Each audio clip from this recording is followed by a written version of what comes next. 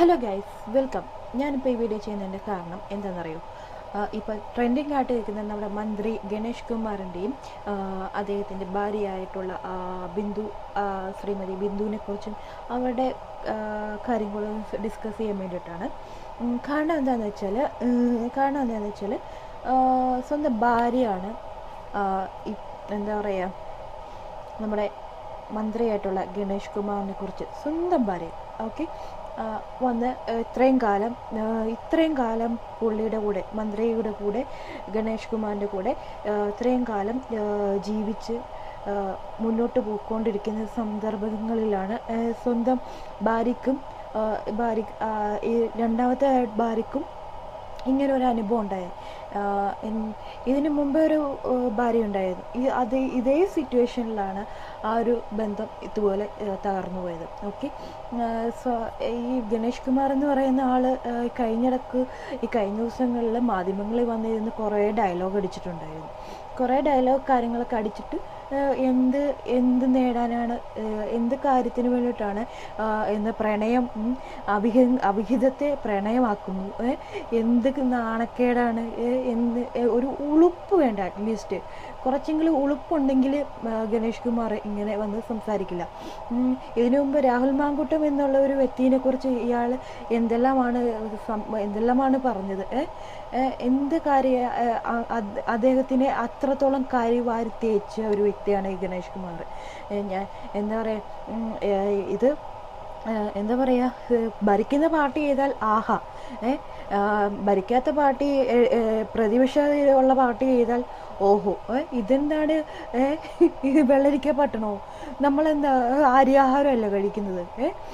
എൻ്റെ ഗണേഷ് കുമാർ സാർ, ഞാൻ നിങ്ങളോട് ബഹുമാനപൂർവ്വം ഞാൻ പറയാണ്, നിങ്ങൾ നല്ല രീതിയിൽ മുന്നോട്ട് പോയാൽ നിങ്ങൾക്ക് കൊള്ളാം. കാരണം എന്താ പറയുക, അല്ലെങ്കിൽ പൊതുസമൂഹത്തിന് ഇങ്ങനെയുള്ള നെഗറ്റീവായിട്ടുള്ള, ഇങ്ങനെ ബാഡായിട്ടുള്ള മെസ്സേജ് കാര്യങ്ങൾ നിങ്ങൾ സ്പ്രെഡ് ചെയ്യാണ്ടിരിക്കുക. സ്വന്തം ഭാര്യയല്ലേ നിങ്ങളടുത്ത് വന്ന് എന്താ പറയുക, നിങ്ങളെക്കുറിച്ച് ഇത്രയും കാര്യങ്ങൾ വെളിപ്പെടുത്തിയത്. സ്വന്തം ഭാര്യയ്ക്ക് നിങ്ങളെ എത്രത്തോളം സ്നേഹം ഉണ്ടായിട്ടാണ് കേസ് പോലും വേണ്ട എന്ന് പറഞ്ഞത്. കേസ് പോലും കൊടുക്കുന്നില്ല, എല്ലാം ദൈവം ചോദിച്ചോളുന്ന പോലെ ദൈവം ചോദിച്ചോളും. പുള്ളിക്കാരിയുടെ ഫോൺ സംഭാഷണത്തിന് ഞാൻ കേട്ടതാണ്, ഒരു മീഡിയയിൽ വന്നിരുന്ന് സംസാരിച്ചാൽ ഞാൻ കേട്ടതാണ്, ദൈവം ഇതിന് പരിഹാരം ചെയ്തോളും. സ്വന്തം ഭാര്യനെ ചതിച്ചിട്ട് മറ്റുള്ളൊരു സ്ത്രീയുടെ കൂടെ പോയതിൽ എന്ത് എന്ത് എന്ത് എന്ത് ന്യായമാണുള്ളത്? ഇതിനൊക്കെ ഒരു ലോജിക്ക് വേണ്ടേ? ഭരിക്കുന്ന പാർട്ടി ചെയ്യുമ്പോൾ ഇതൊന്നും ഒരു പ്രോബ്ലം ഇല്ല, ആർക്കും ഒരു പ്രോബ്ലം ഇല്ല. എന്താ പറയുക, എല്ലാവരും അടിച്ചമർത്തിയാൽ മതിയല്ലോ. എന്തെങ്കിലും കൈ ഉയർത്തിക്കഴിഞ്ഞാൽ ഈ കൈ ഇതുപോലെ ആക്കാനും നമ്മുടെ ഈ ഭരിക്കുന്ന പാർട്ടിക്ക് നന്നായിട്ട് അറിയാം. എനിക്ക് ഇതിനെക്കുറിച്ച് സംസാരിക്കാനുള്ള ഈ ഒരു നെഗറ്റീവായിട്ടുള്ള ഓരോ കാര്യങ്ങൾ പൊതുസമൂഹത്തിന് വേണ്ടിയിട്ട് ഇങ്ങനെ സ്പ്രെഡ് ചെയ്യുന്ന കാണുമ്പോൾ എന്താ പറയുക, അതിയാഹാരം കഴിക്കുന്ന എനിക്ക് തന്നെ ലജ്ജയാണ് തോന്നുന്നത്, നിങ്ങളോടൊക്കെ തോന്നുന്നത്. വെറും ഒരു പുച്ഛം, വെറും എൻ്റെ ഒരു ഒന്നും തോന്നുന്നില്ല. ഇനി ഒന്നും തോന്നുന്നില്ല എന്ന് തന്നെ വെക്കുക, അത് തന്നെ ആയിരിക്കും ബെറ്റർ. കാരണം ഒരു അറ്റ്ലീസ്റ്റ് ഒരു ഉളുപ്പെങ്കിലും വേണ്ടേ മിസ്റ്റർ ഗണേഷ് കുമാർ? നിങ്ങൾക്ക് ഈ സമൂഹത്തിന് വേണ്ടിയിട്ട് നല്ല മെസ്സേജുകൾ നിങ്ങൾ കൊടുക്കുക.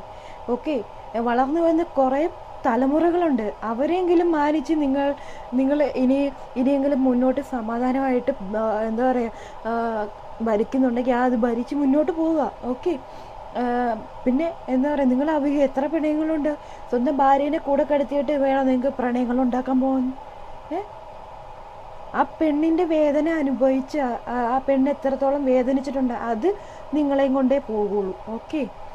എന്തായാലും അത് ആ ഒരു സ്ത്രീയെ, ബിന്ദു എന്ന് പറയുന്ന സ്ത്രീയുടെ കണ്ണുനീരിൻ്റെ ശാപവും എല്ലാം നിങ്ങളെ കൊണ്ടുപോകും.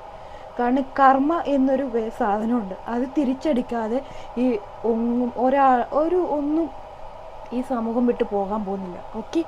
നിങ്ങൾക്ക് പ്രണയം ഉണ്ടാക്കണമെങ്കിൽ ഡിവോഴ്സ് ചെയ്തിട്ട് പ്രണയം ഉണ്ടാക്കൂ. ഒരു പെണ്ണിൻ്റെ ജീവൻ തകർത്തിട്ട് എന്തിനാണ് നിങ്ങൾ ഇങ്ങനെ പ്രണയം? ഞാൻ ഫെമിനിസ്റ്റ് ഒന്നുമല്ല, ഞാൻ ഒരു സാധാ ഒരു എന്താ പറയുക, സമൂഹത്തിൽ ജീവിക്കുന്ന ഒരു പെണ്ണായിട്ട് ഞാൻ സംസാരിക്കുന്നു. എന്തായാലും ഇനിയെങ്കിലും കുറച്ച് ഉളുപ്പ് കാണിച്ച് നല്ല രീതിയിൽ ഭരിക്കാനാണ് KSRTC എന്നാ പറയുക മറ്റേ ഈ ട്രാവൽ ടൂറിസം അതൊക്കെ ആണെങ്കിൽ നിങ്ങൾ ആ ലെവലിൽ മുന്നോട്ട് പോകൂ. ഓക്കെ, നല്ല രീതിയിൽ നല്ല മെസ്സേജുകൾ പൊതുസമൂഹത്തിന് കൊടുക്കൂ. വളർന്നു വരുന്ന കുട്ടികളുണ്ട് ഇതെല്ലാം കേട്ടുകൊണ്ട്. ഈ TV വെച്ചാൽ കാണുന്ന കൊച്ചു കുട്ടികൾ വരെ ഇത് കാണുന്നുണ്ട്. ആ കൊച്ചു കുട്ടികൾ വരെ ചോദിക്കുന്നത് ഇതെന്താണെന്നാണ് ചോദിക്കുന്നത്.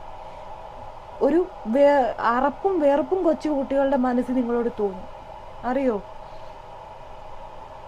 എന്തായാലും ഇനിയും ഈ സമൂഹത്തിന് നല്ല നല്ല മെസ്സേജുകൾ ഭരിക്കുന്ന പാർട്ടികൾ കൊടുക്കുക. എനിക്ക് പാർട്ടീനെ സപ്പോർട്ട് ചെയ്യേണ്ട ഒരാവശ്യമില്ല. ഓക്കെ, ഞാൻ പാർട്ടി എന്താ പറയുക, അങ്ങോട്ട് എന്തെങ്കിലും നമ്മൾ ചോദിക്കുമ്പോൾ ഇങ്ങോട്ട് നമുക്ക് മറുചോദ്യങ്ങളാണ് ഈ പാർട്ടിയിൽ നിന്ന് നമുക്ക് ഉണ്ടായിക്കൊണ്ടിരിക്കുന്നത്, ഈ ഭരിക്കുന്ന പാർട്ടിയിൽ നിന്ന് ഉണ്ടായിക്കൊണ്ടിരിക്കുന്നത്. മറുചോദ്യം ചോദിച്ച് മനുഷ്യരെ എന്താ പറയുക കൺഫ്യൂസ് ചെയ്യാനും മാനിപ്പുലേറ്റ് ചെയ്യാനും നല്ല മിടുക്കുള്ള പാർട്ടിയാണ് എന്തായാലും. ഓക്കെ, എന്തെല്ലാം സമൂഹത്തിൽ ഇനി എന്തെല്ലാം കാര്യങ്ങൾ കിടക്കുന്നു, എന്തെല്ലാം കാര്യങ്ങൾ ഒരു സമൂഹത്തിന് ഉയർച്ച ഉണ്ടാക്കാൻ വേണ്ടി, നമ്മുടെ കേരള സമൂഹത്തിന് ഉയർച്ച ഉണ്ടാക്കാൻ എന്തെല്ലാം കാര്യങ്ങൾ ആവിഷ്കരിക്കേണ്ടിയിരിക്കുന്നു. അതിനെക്കുറിച്ചൊന്നും ആരും ഒന്നും ചിന്തിക്കുന്നില്ല. വെറും പുച്ഛം മാത്രം.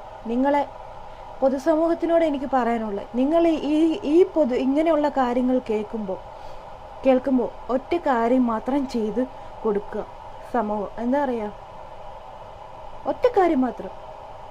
എന്താണെന്ന് വെച്ചാൽ ഈ വോട്ട് കുത്താണ്ടിരിക്കുക.